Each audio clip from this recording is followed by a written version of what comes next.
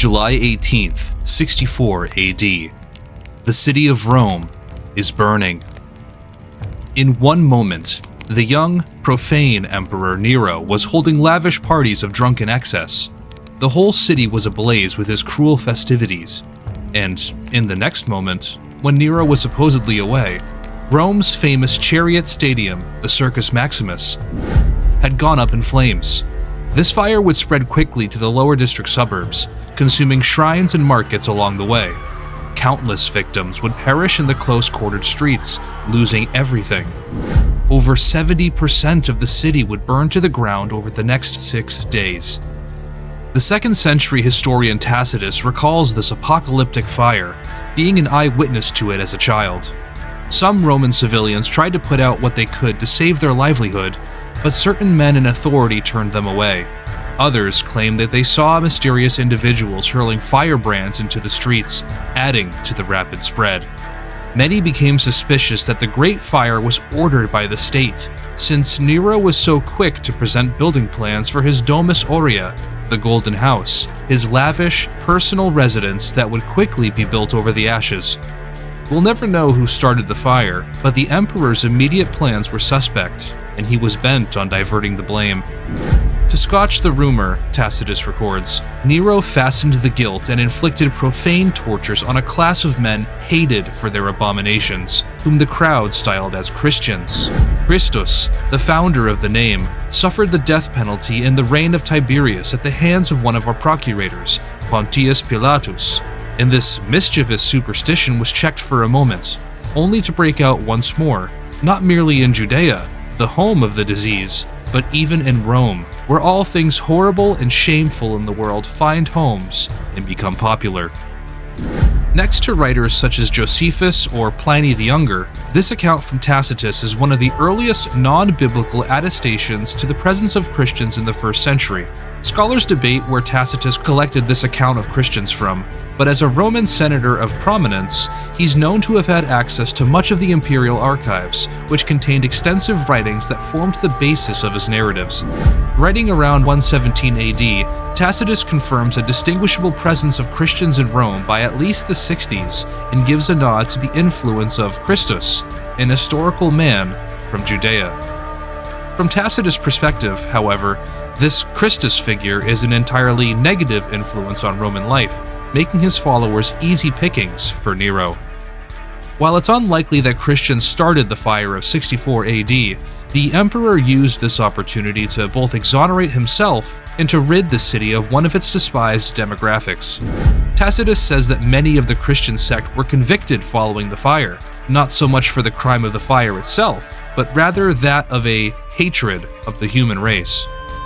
Many Christians were crucified for sport. Nero even offered up his own private gardens to host mass executions during his banquets. Tacitus comments further that when the sun would go down and the crucified Christians were still breathing, Nero would light his victims up like lamps, so that he could continue his entertainment into the night, unabated. Christian tradition holds that the apostles Peter and Paul were both active in Rome during Nero's suppression, residing as the Church of Rome's first bishops. But tradition also holds that they fell victim to Roman persecution in the times following the Great Fire. So when did they die, how, and why is it important that we know? If we trace the footsteps of Peter and Paul leading up to the end, it will become obvious that their deaths would have the exact opposite effect that Nero desired. Instead of suppressing their voices, the Christians would only grow under the pressure of fire, clinging to the testimony that Christus was Lord and no one else. And the blood of the martyrs would become the seed of the church.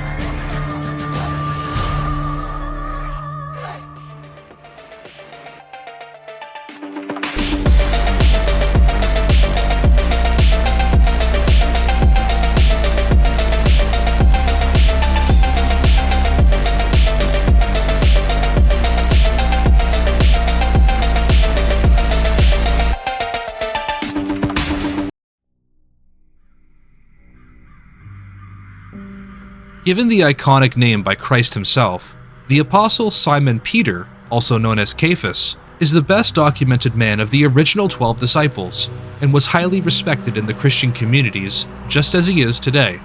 Peter's activity in Rome toward the end of his life is well attested from many angles. While his own extant writings are his two pastoral epistles, 1st and 2nd Peter, there is a third document that is Petrine and Roman in nature, and that is the Gospel of Mark. According to the 4th century church historian Eusebius, Mark wrote his gospel in Rome for Roman Christians who desired a written memorial of the doctrine preached to them by St. Peter and his disciples. This would be the same John Mark who was acquainted with the apostles Paul and Barnabas. Therefore, the Gospel of Mark has been trusted to be the collection of teachings that Peter gave orally in Rome.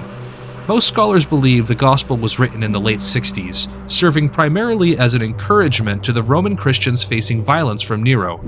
Another point of interest is that Mark mentions a man named Rufus in chapter 15 who was believed to have been someone known to the Roman locals. It is also believed that the same Rufus is the one that Paul refers to in Romans chapter 16, further tying Mark's Petrine origins, and Peter himself, to Rome. With persecution following the Great Fire fresh on his mind, this may have been what colored Peter's own exhortation to the churches. Do not be surprised at the fiery ordeal that has come upon you, as though something strange were happening to you. Rather, rejoice as you participate in the sufferings of Christ. There are only 2 deaths recorded in the New Testament of the apostles. One is of James, the son of Zebedee.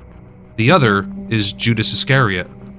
What we do have for Peter is evidence that he at least seemed aware of his own impending death happening shortly after transcribing his 2nd epistle.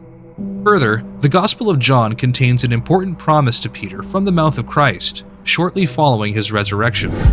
Truly, truly, I say to you, when you were younger, you girded yourself and walked where you wished. But when you are old, you will stretch out your hands, and another will bring you where you do not want to go. This he spoke, signifying by what death he would glorify God. This prophecy from Jesus implies that Peter would be executed, and this is exactly the traditions kept by the church.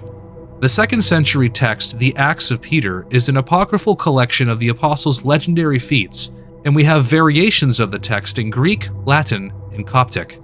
While the text contains things that probably didn't happen, the general thought follows the same formulas of stories that follow Paul or Thomas, for example. At the core of every traditional story is likely something that is based in reality, and that is what's passed down. As the tradition goes, Simon Peter gained a reputation among the Roman authorities. He famously converted members of Nero's own household and the wives of Herod Agrippa. Nero personally sought to have Peter executed, and his disciples encouraged him to flee Rome when he was being hunted down. As the apostle was leaving through the gates of the city, he witnessed Christ walking beside him, towards those pursuing Peter. When he inquired of the Lord where he was going, Jesus replied, "I go to be crucified again." Peter understood this as the time of his own suffering was at hand, and following Christ's example, he turned around, went back into Rome, and submitted himself to his pursuers. The penalty was death by crucifixion. Only Peter had one request, that he be crucified upside down, as he did not feel worthy to die in the same manner as Christ over 30 years earlier. This was granted to him. Peter was stretched out, and another brought him where he did not want to go. This is the origin of the upside-down cross, or better known as St. Peter's Cross. This symbol has been used in recent history by Satanists and anti-Christians to try to portray some sort of inversion on Christ's death. But the true meaning is far more ancient, and would be best understood from the lens of Peter's humility. If he must suffer death in the same manner as the Son of God, then this disciple and friend of Jesus would place his head where the feet of his master laid. There are many earlier writers in the church who held to the tradition of Peter's death by crucifixion. Among these are Tertullian, who in AD 195 simply says, "How blessed is that church on which the apostles poured out their whole teaching with their own blood, where Peter equaled the passion of the Lord, where Paul was crowned with a death like John." Though there are minor variations in the tradition, the consensus has been that between the years 64 and 68 AD, Peter was crucified under Roman persecution and was buried on Vatican Hill, roughly the same plot of land as once sat the famous Circus Maximus that Nero burned down in 64. And it is the same Vatican Hill where the future Christian Emperor Constantine the Great would order the construction of the original St. Peter's Basilica, forever tying the life, death, and apostolic order of Peter's ministry to the Vatican. And so, the man who walked on water with the Lord fell asleep. But in the closing statement of his final written exhortation from Rome, he endorsed and encouraged his readers to also receive the instructions of Paul, who we'll cover next, whom Peter calls our beloved brother. The deaths of Peter and Paul are largely connected by what few ancient sources we have, and there will forever be gaps in the historical record that we just can't fill. However, the apostles themselves left behind clues that together form a coherent theory into their final days. In the closing chapters of Acts, Paul was facing charges of sedition against Jewish customs in a trial that made it all the way up to Caesar. This follows his famous apology before Felix, Festus, and King Agrippa at Caesarea by the Sea. As a Roman citizen, Paul was within his legal right to demand an appeal to the highest court in the empire, even if it meant a long journey to Rome under guard. But this appeal to Caesar evidently saved Paul from his second option, testifying before his accusers in Jerusalem, where an assassination attempt was waiting for him. Luckily, Acts takes us over the Mediterranean Sea and concludes on a melancholy note, with Paul arriving in Rome, presumably under house arrest, awaiting a legal hearing. Over the next 2 years that he was imprisoned, he wrote his 4 famous prison epistles, Ephesians, Philippians, Colossians, and Philemon, all of which mention his chains. This chain of events leaves us roughly in the year 62 AD, entertaining the possibility that Paul may have had a hearing with Nero himself before persecution picked up in 64 AD. Whatever the case may be, Paul was eventually tried and released. The earliest extant reference to Paul's martyrdom actually opens the door to what his final years of travel may have looked like after his imprisonment. Writing on this topic in the same century, the early church father Clement of Rome referenced both Peter and Paul as examples of the faith when he was exhorting the Corinthian churches in times of disunity. The same Corinthian community, by the way, whose older believers would have remembered Peter and Paul. Clement's letter is dated at AD 95, making it a contemporary writing to the Gospel of John. In the letter, Clement says, "And Paul also obtained the reward of patient endurance, after being 7 times thrown into captivity, compelled to flee, and stoned.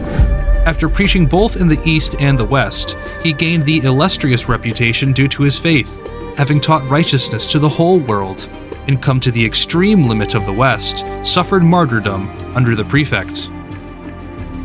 The term extreme limit of the West has been classically understood to mean the Pillars of Hercules, or, as we know it today, the Strait of Gibraltar. In this almost throwaway reference, Clement seems to have some intel on what Paul intended to do in Romans chapter 15. It actually happened. The apostles' final missionary journey was to Spain. The scholar Michael Heiser has suggested that Paul had a very specific objective in mind when he intended to bring the gospel to the fullness of the Gentiles. As the apostle to the Gentiles, Paul wouldn't have considered his job done or his death earned until he had reached the ends of the earth with the gospel. This may sound unreasonable at first, but not so much if we get a glimpse into what Paul thought the ends of the earth meant. Dr. Heiser's overlay is depicted here, showing all the nations that were divorced by name from God according to the Tower of Babel incident in Genesis. The brief gist of Dr. Heiser's theory is that all of the nations pictured on screen are listed in Genesis 10 and are also inferred in the Pentecost passage of Acts chapter 2, all except for Tarshish, a region equated to modern-day Spain or North Africa. Therefore, bringing Jews and Gentiles back into the fold of God's family, then Spain is the last one on the list, and may have been why Paul couldn't rest until he made it there. And, according to St. Clement, he did exactly that. The New Testament doesn't mention Paul's death, of course, but, like Peter, he seemed to anticipate his end in 2 Timothy, Paul's final letter. The implication from this epistle is that Paul is now imprisoned for a second time, awaiting execution in Rome. He seems accepting of his impending death, which has led some to believe that this imprisonment follows Paul's visit to Spain. Perhaps, after everything, he considered the race run. It's also plausible that Paul would have avoided Nero's initial persecutions of 64 AD while he was at the Pillars of Hercules, only facing trial when he returned to Rome in 67 or 68. If you read 2 Timothy in light of Paul's satisfaction in the gospel, it makes the letter read like the apostle is signing off, being careful to encourage and reinforce his spiritual son Timothy to continue in the fight for faith. Unlike Peter, we have no traditions saying that Paul was crucified. Again, as a Roman citizen, death by crucifixion would have been highly unlikely. The Roman sentence for sedition was beheading, which is what tradition teaches happened to Paul. Eusebius quotes from fragments of the writings of Dionysius, the bishop of Corinth, in about the year 170 AD. In his letter to Pope Soter of Rome, Dionysius adds an interesting layer to the apostles' martyrdoms. You have therefore joined in close union the churches that were planted by Peter and Paul, that of the Romans and that of the Corinthians. For both of them went to our Corinth, and taught us in the same way as they taught you when they went to Italy, and having taught you, they suffered martyrdom at the same time. There are many other early quotations like this that place the deaths of Peter and Paul at the same time. Some point to deaths earlier in Nero's campaign against the Christians, and some assert a later date. Nero himself ended his own life on June 9th, 68 AD after a short rebellion. His death kicked off a chain of events known as the Year of Four Emperors, adding to a great political instability in Rome while succession was fought over. Since virtually every tradition attributes Peter and Paul's martyrdom to Nero, then 68 was likely the latest that they were executed, missing the apocalyptic destruction of the Jerusalem temple by only 2 years. But in the end, given what we know about Peter and Paul, no one doubts their willingness to lay down their lives for the truth of the gospel. Knowing about the life and death of the saints is critical knowledge within the deposit of faith. In obedient faith, they labored with Christ and by Christ to preach the gospel, to heal the sick, to raise the dead, to give the good confession at the expense of their own hands, their feet, their eyes, their lives, to baptize in the fire of the Holy Spirit despite the fires of the enemy, so that those who were dead, though breathing, may live. In honoring the lives of the saints, what we're really doing is agreeing with the unchanging testimony that this Christus figure that took Rome by storm was more than just some rabble-rouser, more than just a superstition. The true and tangible Jesus Christ, whom Peter and Paul believed in, is the one who grants life to the dead. Our apostles clung to this hope in their dying breath. The feast day of Peter and Paul is shared in the Orthodox and Catholic calendar on June 29th. Their common deaths and remembrance represent the unity of the church that they both died for. Roman persecution of Christians would continue in various aggressions for the next 300 years, but Christians would persist. And everything would change when one unlikely Roman emperor, having a revelation of his own, would begin to undo centuries of persecution, welcoming the Christians to the imperial table instead of shunning them. His name would be Constantine the Great. The blood of the martyrs is the seed of the church. Thanks for watching.